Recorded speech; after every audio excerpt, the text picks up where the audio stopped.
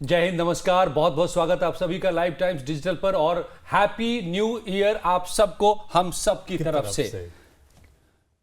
हो गया खेल, बांग्लादेश में हो गया खेल।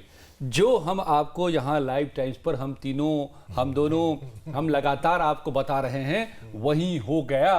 बांग्लादेश में अब आने वाले दिनों में हो सकता है कि गृह युद्ध छिड़ जाए, हर कोई आपस में ही लड़ मरे।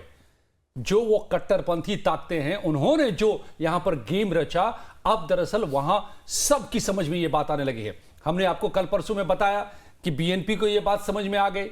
हमने आपको ये भी बताया कि अब यूनुस साहब को भी धीरे धीरे ये बात समझ में आ रही है, जनता के भी समझ में आ रही है, सब इनके खिलाफ होने लगे हैं। ये जो तथाकथित आंदोलनकारी छात्र हैं, और अब वहां की सेना की भी समझ में आ गई है। बड़ी खबर सचिन लेकर के आए हैं। जरा सचिन, पहले खबर तो बताइए हमें।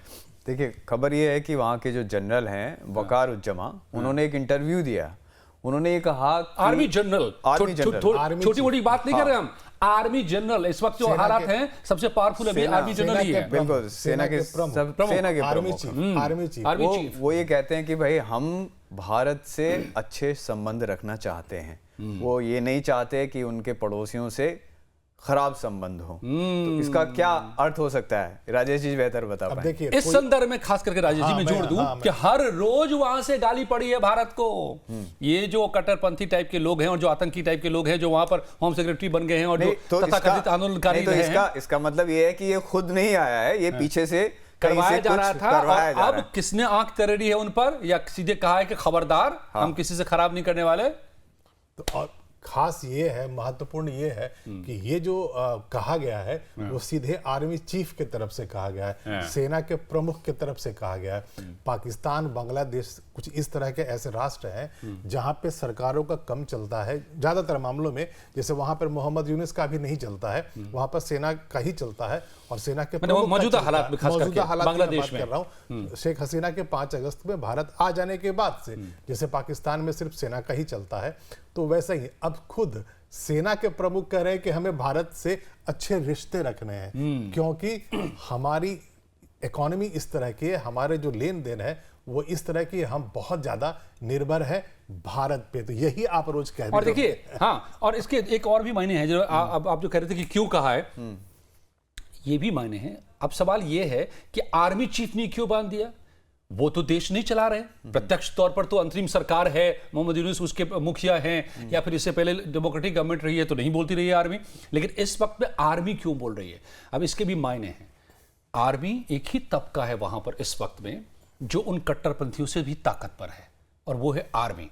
और उसकी समझ में ये बात आ रही है कि चल क्या रहा है देश में। एक तो ये मतलब हो सकता है, सवाल का जवाब ये है कि और अगर दूसरा ये भी मोहम्मद यूनुस ने कहा होता तो भरोसा कौन करता। लेकिन एक और बात है, जरा इस पर आप हमें बताइए, आप लोगों की क्या राय है। मुझे ये भी लग रहा है कि कहीं पाकिस्तान की तर्ज पर, पाकिस्तानी आर्मी के इशारे पर, कहीं ये यहाँ के भी जनरल साहब सत्ता की बागडोर अपने हाथ में तो लेने की नहीं सोच रहे हैं, क्योंकि वो बयान दे रहे हैं। आप ऐसे बयान, पॉलिटिकल बयान, डिप्लोमेटिक बयान, तो इसके क्या ये भी एक मतलब हो सकते हैं क्या?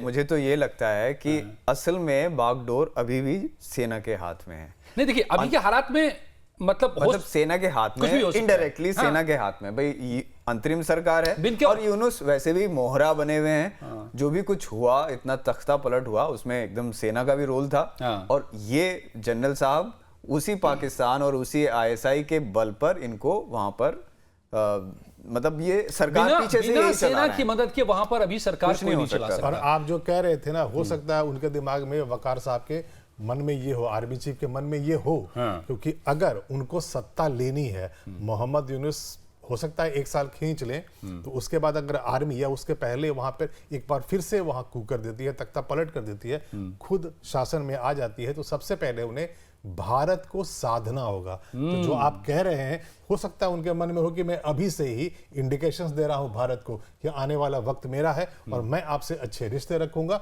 इसलिए आप मेरा साथ देना। लेकिन एक और, अच्छा चलिए आप पहले बोल लीजिए, फिर मैं बताता हूं। अभी आज जो अवामी लीग है, वहां के सीईसी ने बोला है बांग्लादेश के कि अवामी लीग शेख हसीना की पार्टी वहां पर कॉन्टेस्ट कर सकती है।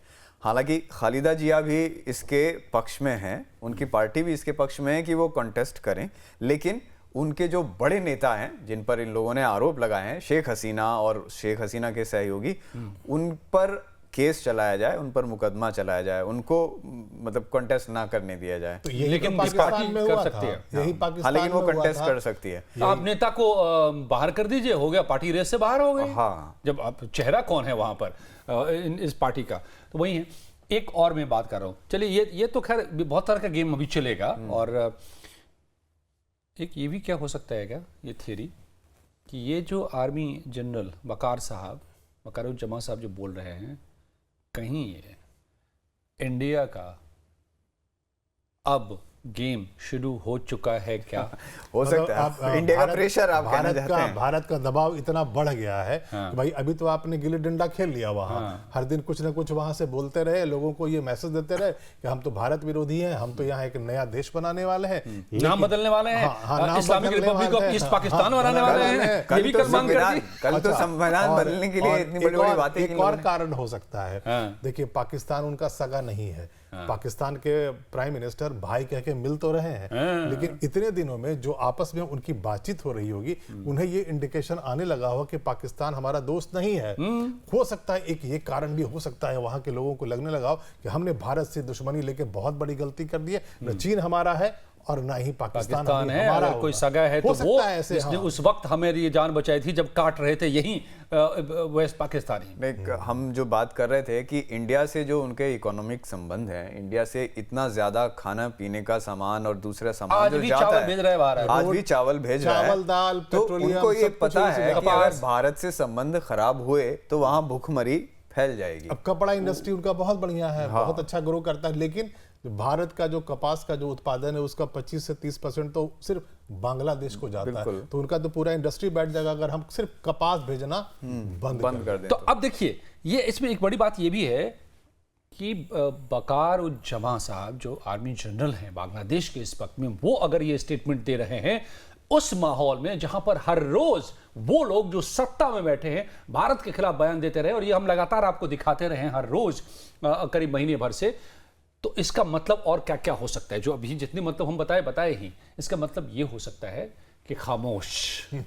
सीधा मैसेज उन लोगों को जो फुदकने लगे थे, अचानक अपने आप को सरकार मान, कल तक वो गली में प्रोटेस्ट कर रहे थे और अचानक आज वो सरकार के सलाहकार बन बैठे थे इनाम हसन, और भारत के खिलाफ सबसे ज्यादा आग उगल रहा था, तो उसको बोल दिया कि खामोश। वो आतंकी जिसको कि होम सेक्रेटरी बना दिया गया था और वो अब लगा था प्लान करने कि हम आतंकियों का अड्डा बनाएंगे, तो आर्मी जनरल ने कह दिया कि खामोश, बंद करो ये सब।